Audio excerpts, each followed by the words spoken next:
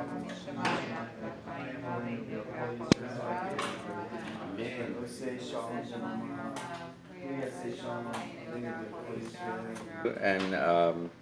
I think it's the Parsha of wisdom and how you acquire it. And I don't think you ever heard this before. So the Parsha begins, Vayishma Yitro, Kohen Midyan Choten Moshe. So Yitro heard, Shema, note that word, it's a big word in the Parsha. The father-in-law of Moshe, he heard what happened to the Jews leaving Mitzrayim. And they don't tell you when this story happened, actually. And when you get to at the end of the second Aliyah, is when Yitro gives advice to Moshe, and he says, listen, you're going crazy, judging everybody. This is not the way you're going to do it. I'm going to give you an eitzah. I'm going to give you advice, and this is what you need to do, set up the court system and everything. And right after that, it says, Vayishma Moshe lekol chodno, and Moshe listened to the voice of his father-in-law. And right after that, you have the story of receiving the commandments. So you have this notion that, first of all, Yitro, picture it. He's not Jewish.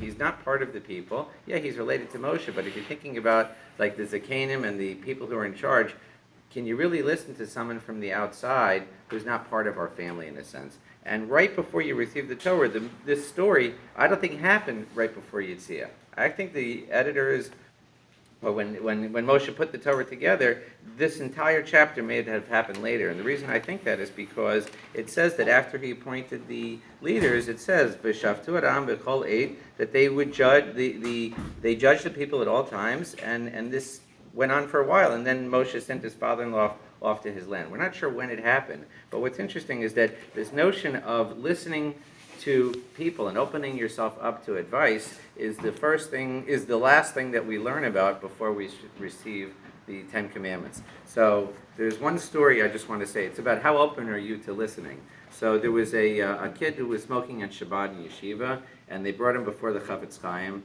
and the boy came to see what to do with this boy, because he was asked to leave the school. The boy came out meeting with the Chofetz Chaim, a changed person, and when he was asked what the Chofetz Chaim said to cause this change, he said, the Chofetz Chaim took my hands in his and said only one word, Shabbos.